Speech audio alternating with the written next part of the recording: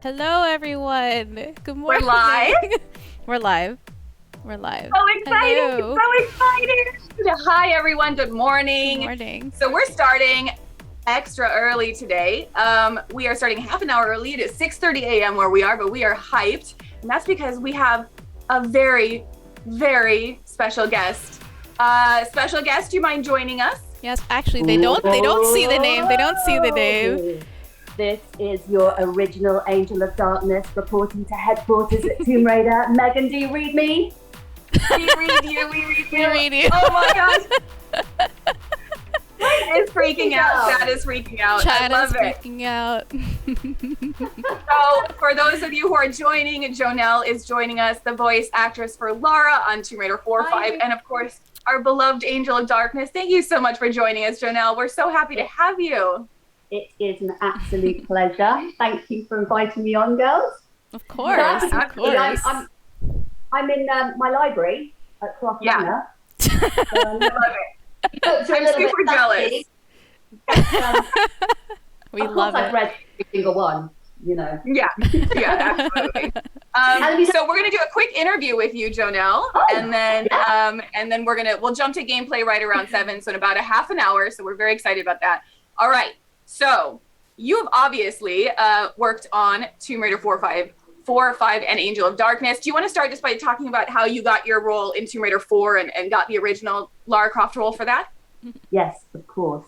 Well, it was going way back when, to 1996, and I was in this show in the West End with the first Lara Croft, who you all know and love, Shelley Blonde. Well, you have my total attention now. I'm not quite sure if I've got yours, though. Hello? And we were sharing a dressing room, and she actually, you know, obviously we both knew we were the voiceover agent, and she was like, I've just got this new job.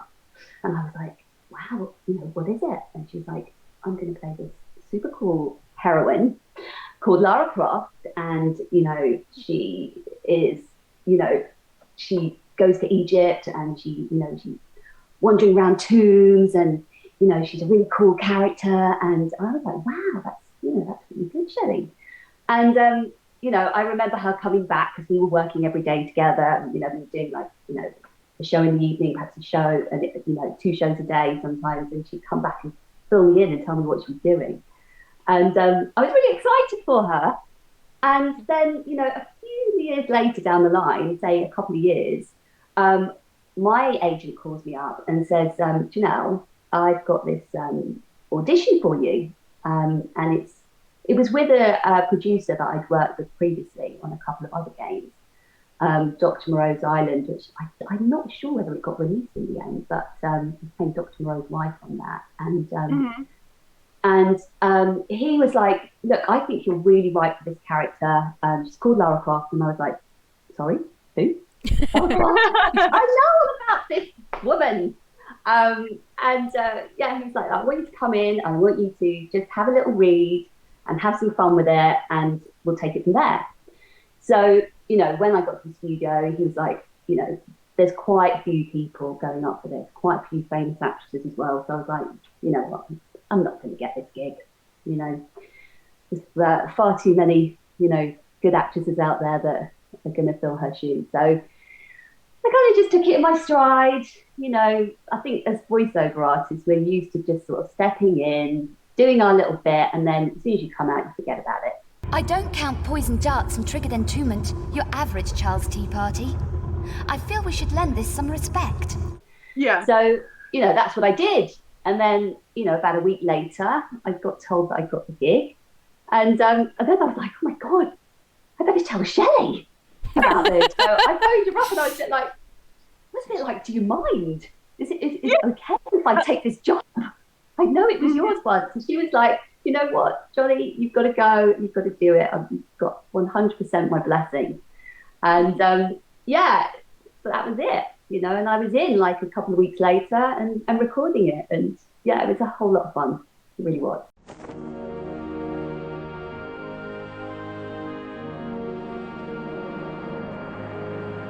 I love it. That's so exciting. So having worked on those 3 games, how was Angel of Darkness different? Was the recording time a lot longer? Like the process wise, how was it different for you? When I got the script delivered, it was much more filmic. You know, it was much meatier. It was literally like reading a feature film. And it, you know, such a good plot. It was so sinister. And, you know, I mean, not that I'm saying the other, you know, 4 and 5 games were, you know, I mean, that they were brilliant too. And, you know, very edgy. But Angel of Darkness was just a whole different story. And they had, you know, these villains in it that were really scary. And, yeah, the plot, you know, it was a real twist. And, it, you know, I love the fact that there was this, you know, whodunit with Lara as well. Really, like, did she kill Von Croy? You know, is she the one who's, you know, the villain in the end?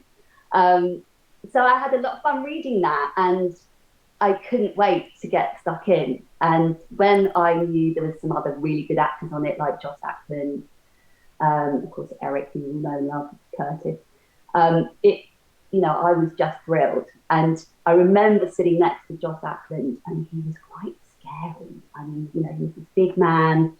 I mean, I don't know whether you remember him because he was in Lethal Weapon, and he played a baddie in that, and he was pretty scary. But this was like, you know, 20 years later. So he, you know, he had this like long white hair and he had long fingernails. And I was like, you know, he looks sinister. Yeah. Next to him. But yeah, he was just such a phenomenal actor and really good to play against. Only my great arts can cause the higher race to flourish again. So I guess it's up to me to stop you then. So it really felt, you know, like you were on a set, because normally when you go in for voiceover, very often you are just sitting there on your own, and you know you're not together. You know, I mean, there are a few cartoons like I did Angelina Ballerina, and I did that with Judy Dench and Derek Jacobi, and we were all in the room together. And it's great when it's like that because you can feed off each other. So yeah, working with the actors on Angel of Darkness was like a dream come true for that. So yeah, it really sort of made you build your character along the way. So yeah, it was fantastic. Love that.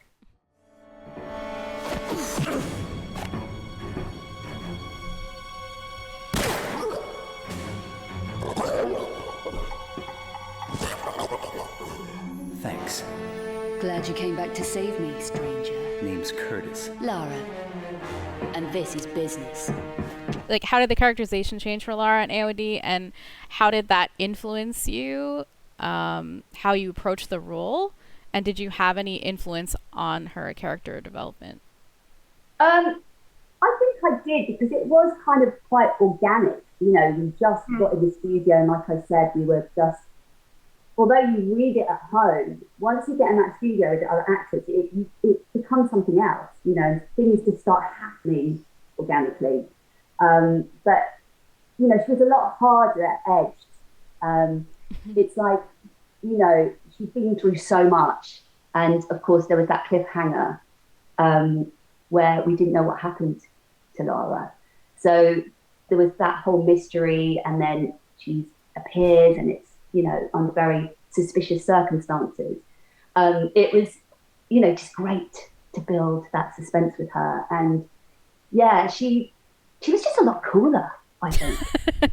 I mean, if that's possible, because she's cool anyway. But I think she had this real edgy side, different side to her character, which was very. It was very different for fans. I think all of us were a little shocked at first by the dark tone and nature, but it was so good. I think that, and that's why she's so iconic to this day. Yeah. Neha, we actually already touched on. Her wardrobe is pretty good in that as well. And I don't know whether you noticed, guys. Hello, I'm wearing the denim jacket. Double denim is still amazing. I see you are. I mean, you're looking very Lara-esque as well. She does. Doesn't she? She even has like the dark. She even has like the darker shade of the lipstick. I tried doing eyeliner, but I'm not very good at dark eyeliner. So I was like, glasses on. I'm not as good at makeup like Neha is. Do you remember any cut content that you recorded from the game? Well, you know, that's funny because not being a gamer, I don't like to admit this to everyone, but I hadn't sort of known what content was in there because I hadn't really played. I mean, I was just saying to Megan earlier that when I was a kid, it was the Atari. That's how far that's how vintage we are. Atari is great. Yeah, I didn't really know. It's only because of the fans out there that I do know what is cut content wise. You know, I was like, oh, I was unaware of that. I really like that scene. Oh, that's a shame. It didn't make, that ended up on the cutting room floor. But it's obviously still being seen, and the fans love it. So, that's the great thing is so much of it has come to light. Exactly. And they've sort of become sort of iconic in themselves. It's like, we've got a secret bit here. So we have this other thing I want to chat about. So you did this amazing sort of stunt where at E3, you actually were in a mocap suit and you answered questions as Lara. And to this day, that technology blows my mind because you could see your eyes move, you could see little twitches and adjustments and everything. The fidelity was incredible. So could you talk to that a little bit? So what did you think of Angelina Jolie's performance in the Tomb Raider movie? I thought she was absolutely fantastic, and what a likeness to myself. Oh man, it was so itchy. Can we just... Oh, sorry. I thought that was a practice. I'll do it once more, yeah? Thank you. Tribe called the Bedouin Tribe. Oh, sorry, Strike. Sorry, Strike. Like, I remember being in that suit practically all day, and I was like, there were some moments when I was like, I so need to go to the ladies. And I really want to itch my nose and my hair. I just want to itch my head. And it was just like, all these little tiny balls, like these little sensors that were just, magnifying every little bit of expression. So, Strike. Oh, what were we going to say? Yeah, but it was a challenge, but it was a really good experience. And I mean, totally thrilling to go out there, but nerve-wracking as well. I was just like, I feel like I'm being thrown to the lions. I mean, literally, I'm like, oh my God, what are they going to ask me? Are they going to ask me, really techie questions? Am I going to get tongue-tied? I just really didn't know what was going to get thrown at me. But that excitement as well. I was sweating. I was like, the sweating falls off. But how long were you in that suit? Like, how long was the day? Because I've seen some B-roll, but you were doing interview after interview behind the scenes and then also on stage, right? It was pretty much all day. And I was in this little booth. So, you had the massive screen. I'm sure there's quite a lot of fans out there that might have been there, but older ones, of course. But yeah, they had massive, cinema screen, Lara, and then me in this tiny little box with one of the guys from IDOS just there to hold my hand, just in case I got any, terribly difficult questions, and he could just feed them through to me. Yeah. Whisper them to me in my ear. And oh my God. Thinking of it now just makes me shudder. I used to be made up of 500 polygons, but now I'm 5,000. What do you think of my new look? Was that a really unique experience? Have you done anything like that since? That was a really unique experience, yeah. But yeah, I got to do that a couple of times while Lara.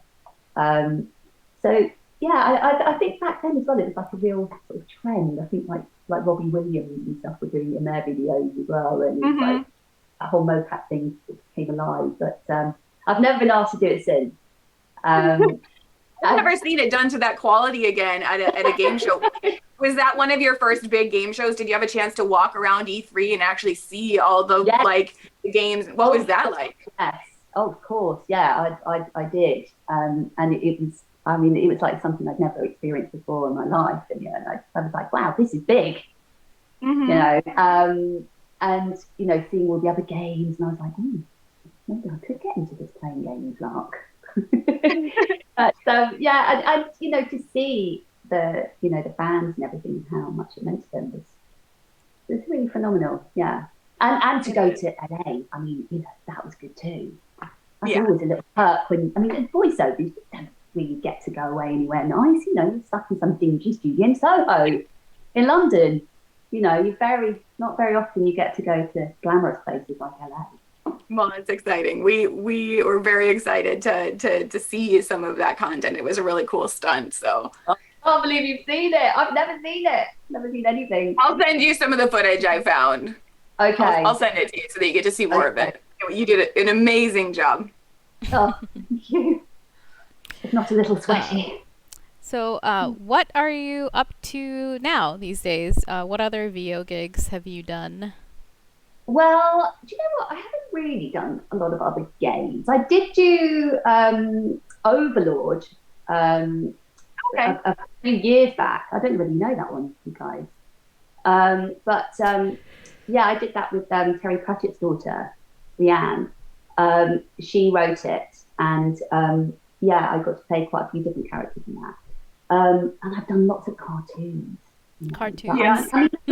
I'm mainly a jobbing voiceover artist that just, you know, goes to the channels. You know, I'll do ITV here, BBC One, BBC Two, you know, all the Sky channels, lots of kids channels, you know, documentaries, you know, History Channel, you know, you name it, I've done it. And, you know, anything and everything. So it's all different. And that's what I love about the job. And you never know what you're going to wake up to, really, because I can wake up the next day and not have any jobs and then suddenly, you know, maybe have 2 or 3. So, yeah, you're used to that kind of, you know, get up and maybe just go, you know. It doesn't really, very rarely do you get it in your diary like 3 weeks before. It's just, you know, you have to sort of live your life, like, in the moment. But, you know, that's a very Lara thing. That leads me to my next question. So in what ways do you think you're like Lara, and in what ways are you super different than Lara? What's not quite as active these days? But saying that, I do love, you know, exercising and running and boxing, and, you know, all those sort of physical things. And, you know, I am adventurous. I've been to quite some places around the world. You know, I've been to India, Thailand, and, you know, I've been to, you know, over America, Canada. I was born in Canada. I was born in Toronto. And, you know, obviously all over Europe. And, you know, I love to be active when I'm away as well. I'm not one of those that just likes to lie around the pool and, you know, just read magazines and stuff. I do like to get out and hike and, you know, boats, you know, maybe go canoeing, or, you know, I've done, I think I was telling Radarcast not that long ago that I did a zip wire in Mexico over a crocodile infested lake, and he's quite impressed with that. Yeah. That is impressive. Yeah, I went down a cenote, you know, I've trekked in the jungle, you know, I've been to South Africa. Yeah, lots of different things. I did go to South Africa for a job, so that was another. Nice. Oh, really? That's cool. That's cool. Not for voiceover, it was for something visual, but yeah, that was nice. So very, very rarely I get to go to some exotic places in the world. So obviously, you know that we've been celebrating Angel of Darkness all month, and we've had fans going crazy over everything. So this is such a wonderful way to end the month. Can you speak to any fun fan moments you've had? I know you get to interact with people online, and you kind of found out how popular AOD is still. Too many to mention, honestly. I mean, that chick, I think you've got her on later. She has written me some incredible songs and like sampled my voice, and I've had so much fun listening to those. And yeah, and also I mean, she did another little spoof which had me in fits. She did an Alexa spoof commercial with my voice on it, which was hilarious. Alexa, what do you do? I do deal with problems, sort them out. Any situations need clearing up? Difficulties removed? Awesome.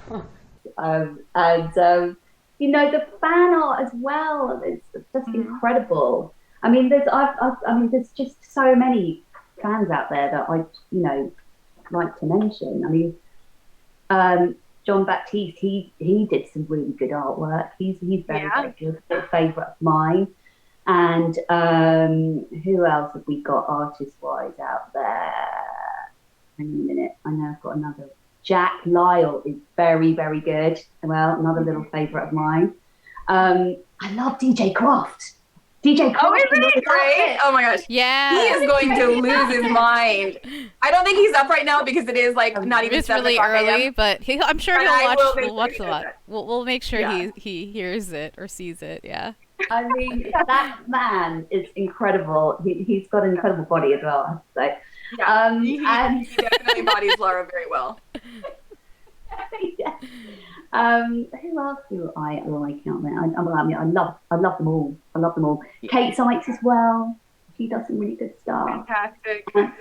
Yeah, she's gorgeous. Oh, Kate Sykes, she's in chat. She just went DJ. So she's going to see this. Yeah.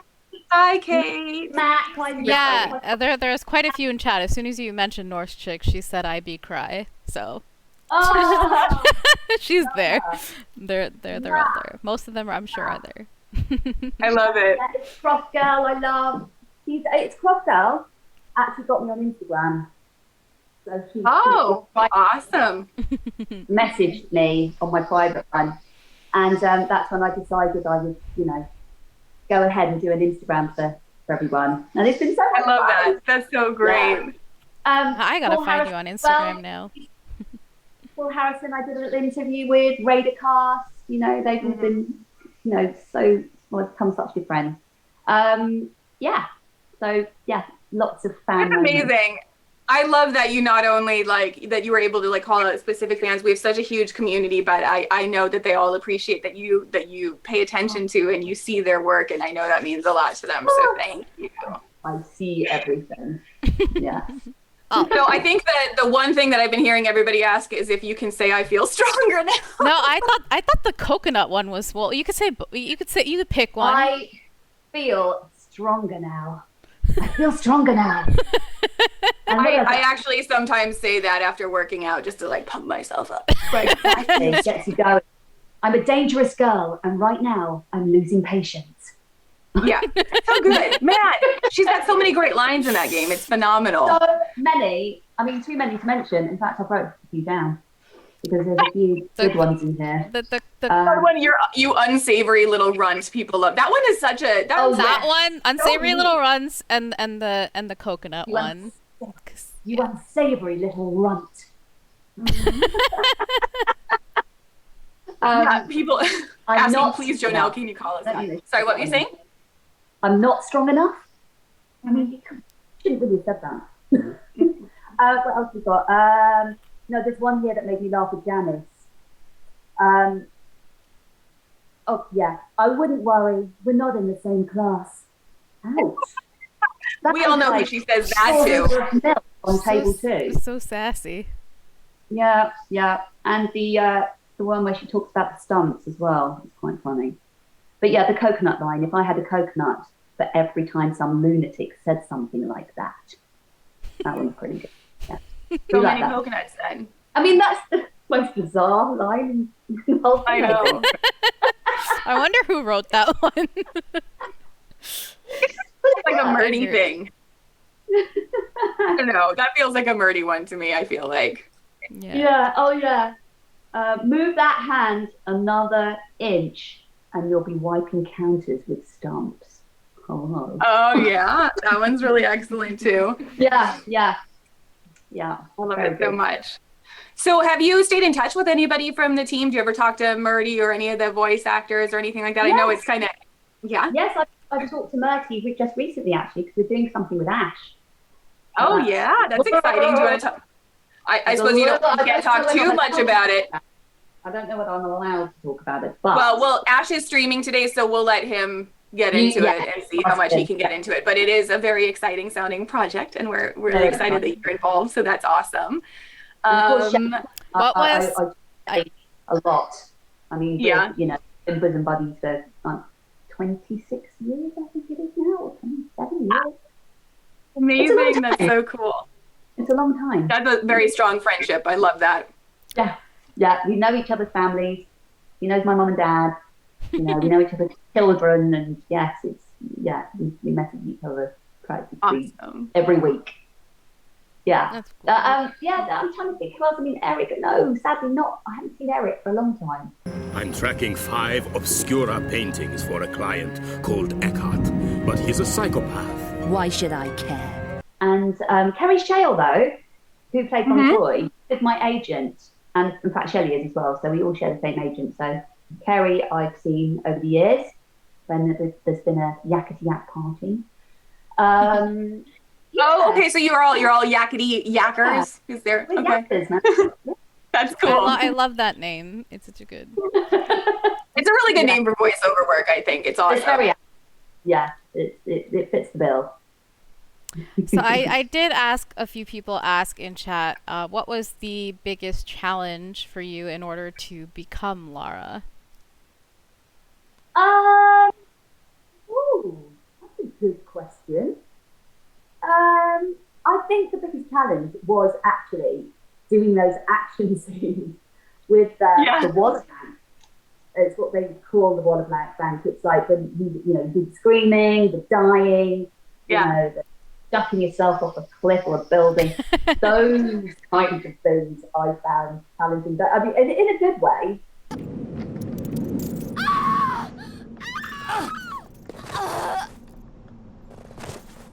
But you'd sort of die about 20 different times.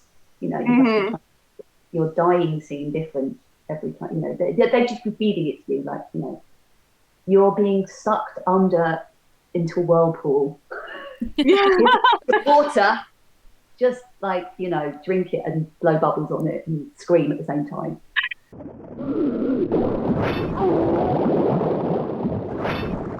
That feels like it's gonna be really messy, but works. Definitely works.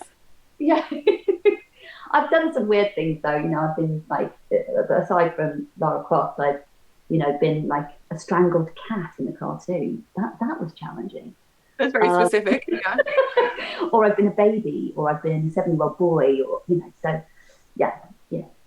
That's a testament to your range, being a baby, a cat, and a 7-year-old boy. That's incredible. That's incredible. Well, you just have to go, look, I want this gig. I'm going to make it work.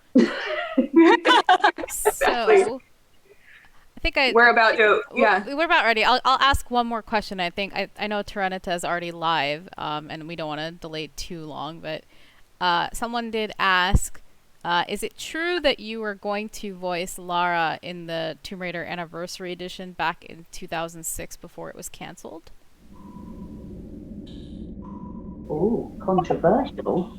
No, I never heard that. Really? So that's news to my ears. No, okay. I never heard that. All right, so that's a rumor. There you go, guys. Yeah, I'm not sure how far it got, if it got to that conspiracy squashed. All right. Chinese whisper.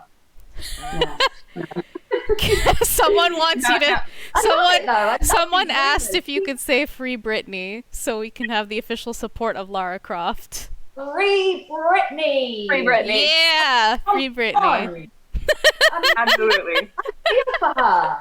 She should be free. She's a grown woman. Yes. No, she's not a baby. One queen supporting another queen. I was going to say, we have some requests from to say hello to fans in Brazil. Is it Bom Dia? Bom Dia, fans in Brazil. We love you. Obrigada. Hi there, Brazil. I'm not sure whether... I might have got this wrong, but I've got a lovely fan out there as well called Edgar Borelli. I don't know whether he's from Brazil. I might have got that wrong. But hey, Edgar, and hey, Brazil. Yeah.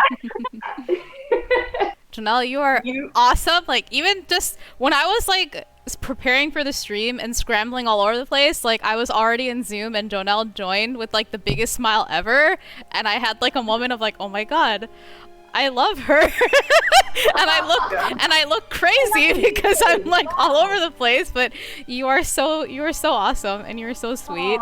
And I'm so glad I got to meet you and talk to you. So thank you. Bless you, darling. I love you. Both of you. Let's do this more often. We are wrapping up. It was wonderful talking to you. It was so good talking to all of you as well. And can I just say, I want to say a massive, I just want to send a huge love to all the fans out there and everybody that follows me on the original Angel of Darkness. I love you guys so much, and you give me so many laughs. Keep them coming, okay? Aww. So much love to you all. Wonderful. Thanks for having me on, girls. Take All care. right. Thank you, Jonell.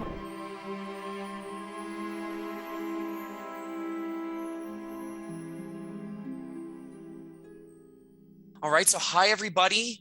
Today we're going to be chatting with Eric Loren, the voice of Curtis Trent in Angel of Darkness. Eric, how are you doing? I'm doing really well. It's nice to chat to you. Likewise. We're going to jump right in. So like I said before, I kind of broke up the questions for you.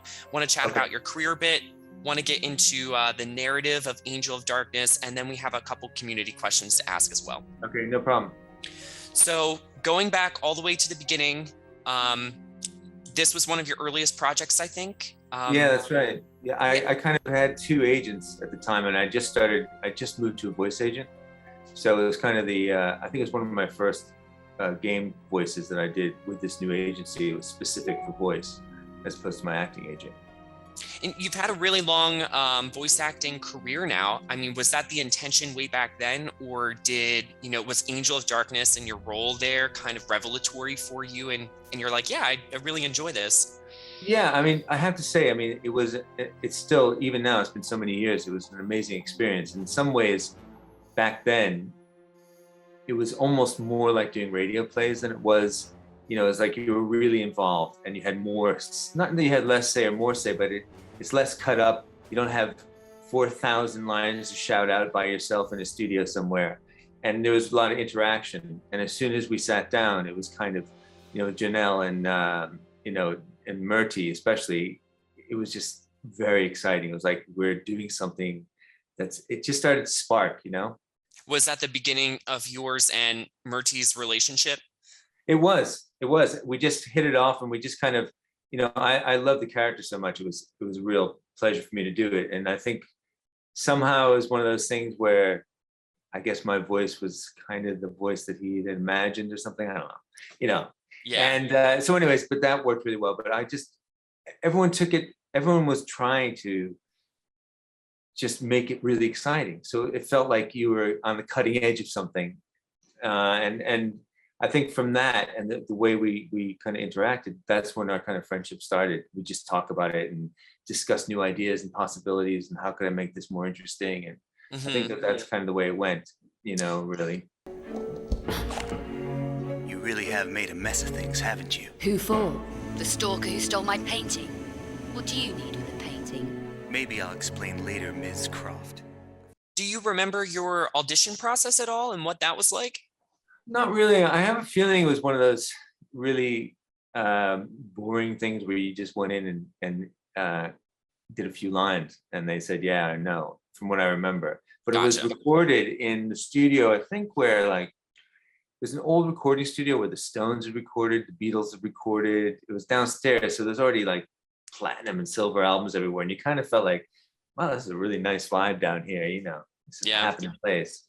I imagine Curtis's lines for your audition were probably something moody or angsty, right? Yeah. And, it was funny too, because back then you kind of, I mean, I'm older now, but, there was a couple of video games where you had to they'd film you. Yeah. And you knew, especially more back then than now, you had to be like that guy. Do you know what I mean? So I kind of came in with my leather jacket on. And so it's kind of, they had to believe that, yeah, you could not only, even though you really want you to sound like this guy, your vibe had to be right. So you didn't know what the vibe of the character was going into the audition. You just showed up, like the leather jacket was your brand back then, and they typecasted you?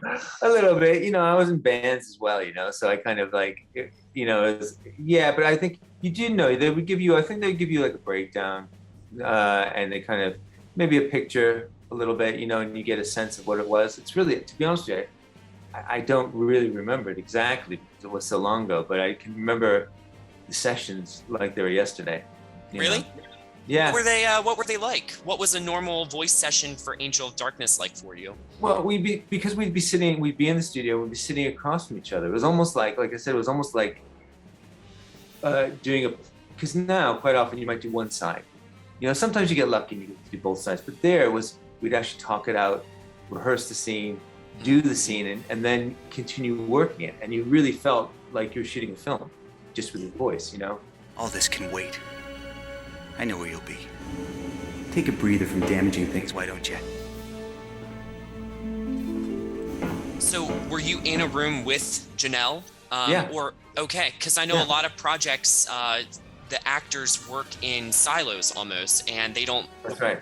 They can't really feed off of each other, but you did for Angel of Darkness. Yeah, I think we sat across from the table from each other. What was it like working with her? Oh, she was great. You know, I mean, I think she'd already done one before that, and she was, you know, she was on it. So, and we both were just like, this is really great stuff. Murty's, you know, the storylines were so dark and interesting, and just they were cool. You know what I mean? And so it kind of, you know, you knew you had to be cool, but you knew you could kind of get into the whole feel of the thing.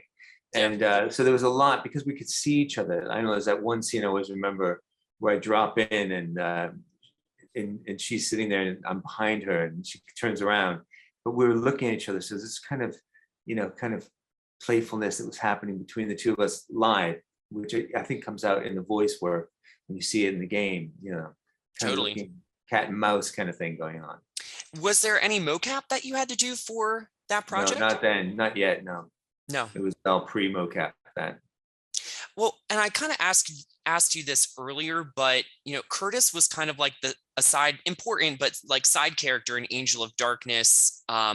Did you ever imagine that 20 years later you would still be getting asked questions or pinged by fans online about him? No, not really. No, I was surprised. I mean, I knew, you know what? This is the thing. I at one point I said to you I was a musician and I made this album, and started getting a lot of people following my album with the Curtis Trent Estrogen Brigade. And I thought, what is this? And it turned out that there were fans, female fans of Curtis Trent. And so, and they turned out to be, not only were they really interesting fans, but they were actually very talented fans. And one of them was called Savannah Cortez. And she became a fan of my music as well. And she kind of helped me organize my website. Oh and my gosh. And the film I shot, which was out in LA, she came and met me at the premiere of it. And then, and my friends went and hung out with her for a while. You know, it was quite a cool thing. And I thought, wow, I've got some cool fans here, you know? Yeah, the Tomb Raider fans you described them really well. Talented and interesting. Yeah. And even now, I mean, I went back and Murty had this where they were recording the music again, and I met a lot of people there.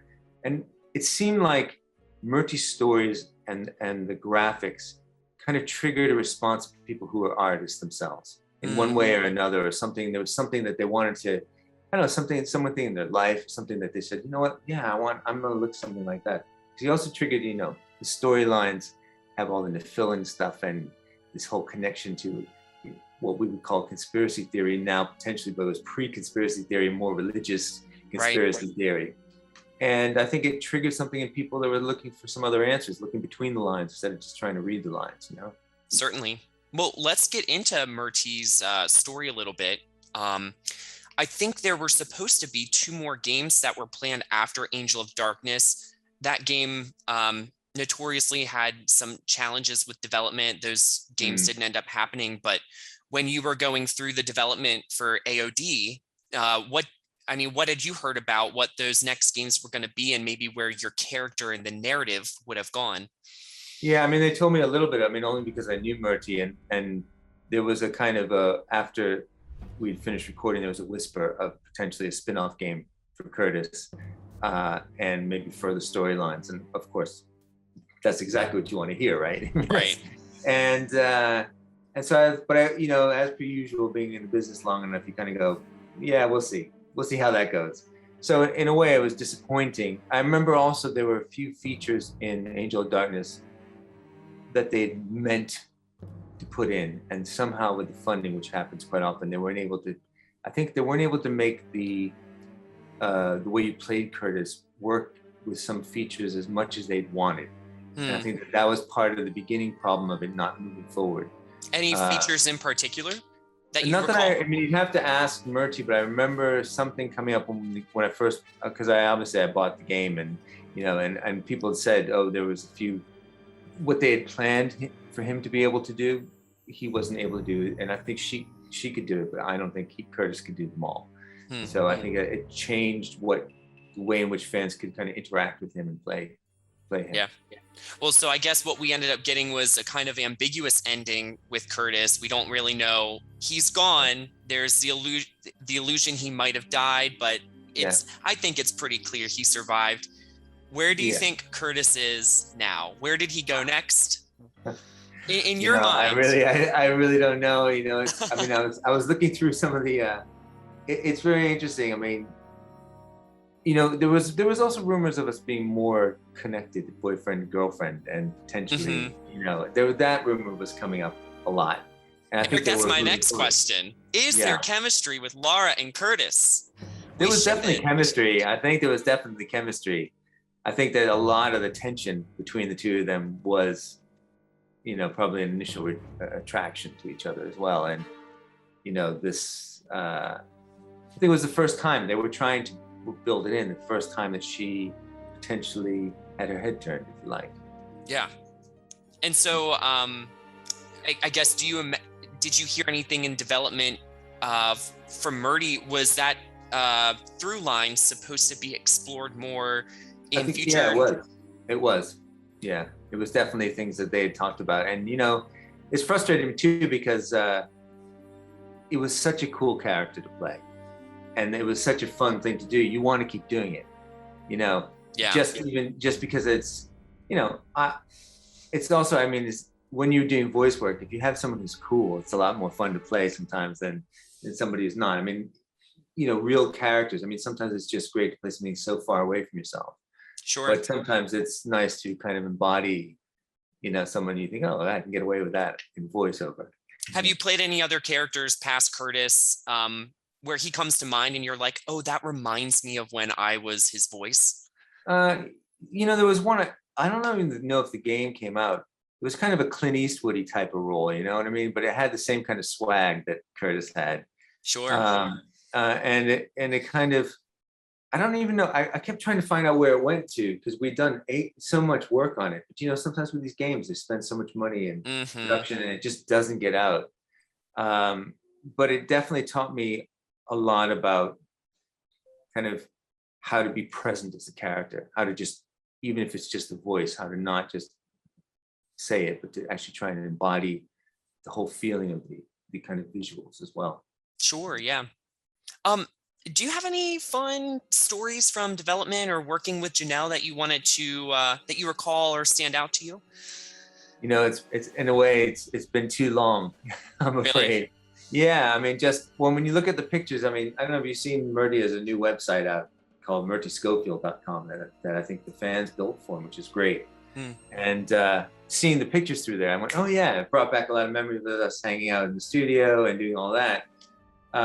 You know, but like I said, I can remember the recording. I can remember sitting there and the enjoyment of it. And I can remember sitting in the control booth, just chatting about it for hours, just even post, you know, when the sessions were over, just continually talking about it, talking about things about it, the world, you know, I mean, Murty's written this book, Shadow Histories. And it's kind of, although it's not exactly that world, it kind of embodies the whole kind of feel, if you like, of the game. Yeah. And so we started talking about everything surrounding Murty's work and the kind of things he was thinking about and what life was going on. But yeah, no, I just remember that although I do know we were supposed to do, I think, an interview session one time in character, like in California. And it was one of those things where they would fly you out to LA or something early on. Yeah. And for some reason it fell apart, probably because my agent was, at the time, like, wasn't getting paid enough. I was like, no, I don't care. I just want to get out there and do it. It's such a cool thing to have done. And it was on the cards. It wasn't like just an offer. But, you know, it was a real disappointment because I thought it's very rare that you get something that just locks in. You know, everything locks in place and it's cool and fun to do. People like it. That's a really win-win situation for an actor, I think. Yeah. So it was a shame not to keep going with that one. But no, sorry, I can't remember any specific stories. No, that's great. That's all great. I have a couple questions from the community here.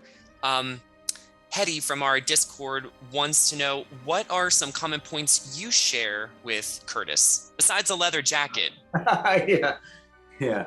Well, I used to have more similar beard, but and hair. You had a soul patch. You had the little soul patch. Yeah, a little bit like that. But it made you go, maybe I could get away with that. The Tomb Raider fans will probably Photoshop you now to see what you look like with the soul patch. Give me some hair. Yeah, they'll give you the emo cut that Curtis had. Yeah, exactly.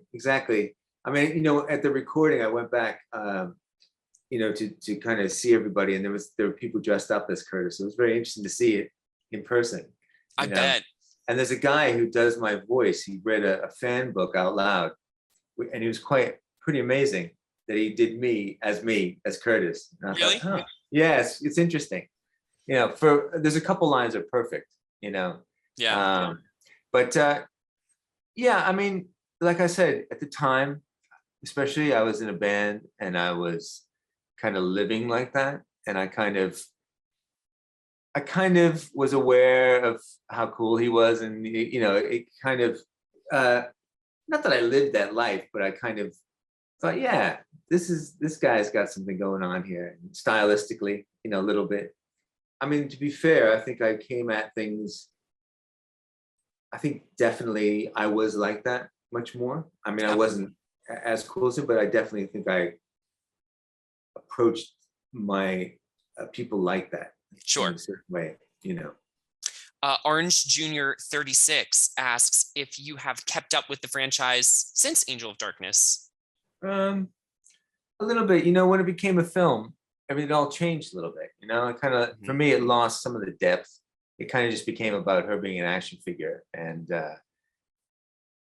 it kind of became more about my friendship with Murty and where is he thinking going in the future, as opposed to what would happen in the past. Yeah. And it was just also, it's one of those things when you think, oh, they've changed the franchise and it's not going to happen anymore. You kind of go, oh, okay. Yeah. I don't need that franchise. There's also been so many games to keep up with too. I mean, since then there's been half a dozen or more, 2 reboots. So it is a lot to keep up with, mind you. Yeah. But yeah. Orange Junior 36 also asks how much you knew about Curtis's backstory during the development of the game. So Murty, a lot of Curtis's story came out after the game shipped, from all sorts of ancillary documents and what have you. Did you have a clear picture of his background? Yeah, I mean, we talked about it all, and I think that with all game companies, they only give you so much backstory. I mean, they do give you a lot of backstory, and like I said, it was something that before we even set off, Murty and I would discuss it at length, which was rare, to have Murty there, and his involvement to change things and to have the freedom to kind of play around with it, and always checking in and making sure that it connects to exactly what he was wanting to do. Are we working down the right path? So yeah, we definitely talked about the history, and I think it was very important in terms of there's a lot of terminology, there's a lot of connections that are made all the time, putting things together, Eckhart and all this stuff, and what's that story? You needed to know it to be able to kind of cut it correctly and bring it to life. So yeah, we had a lot. Yeah, because Curtis had a really personal connection to the enemies. I think like his dad was through his father. That's right. Exactly. So I imagine it was important to know those things going into the role. Definitely, and also I mean, there's that very just to get your mouth around the Lux Veritatis, and and say it with conviction. You got to know what it means. You know what I mean? And what you're talking about. Tell me about the shards. They're ancient weapons of the Lux Veritatis. 2 of them were entrusted to my father. Eckhart murdered him to stop them passing into my hands. He failed. And then to kind of play it in a kind of, a kind of cheeky but aggressive manner, and sure. Well, one last question for you. We're celebrating the 25th anniversary of Tomb Raider this year. Every month we're kind of featuring another game, and we have all sorts of fun community initiatives we're doing every month. It's been really cool. We celebrated Angel of Darkness last month, but we had hundreds of pieces of fan art. There's a lot of Curtis, Lara, romantic, some steamy art that was submitted as well. Do you have anything you want to say to the community all these years later? No, I mean, like I said to you, I've honestly just been so blown away by how creative they are. I mean, it's unbelievable. I've looked through all this stuff. I've even read fan novels and seen the stuff through, mostly Murty pushes them my way, but they're just so creative and artistic. And you kind of think, something,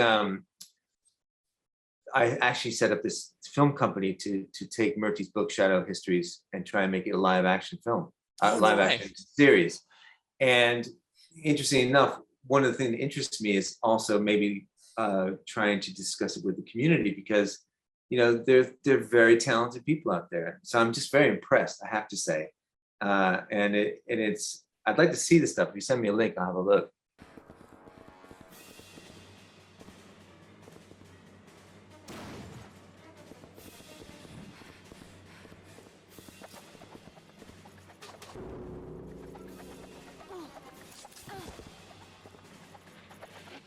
Well, thank you so much, Eric. It's so cool getting to chat with you. I think it has to be just so awesome all these years later to have fans who still love that character so much. Yeah, it really is. It really is. I appreciate it. Totally. Thank you so much for your time. All right, man. Take care. Yeah, you too.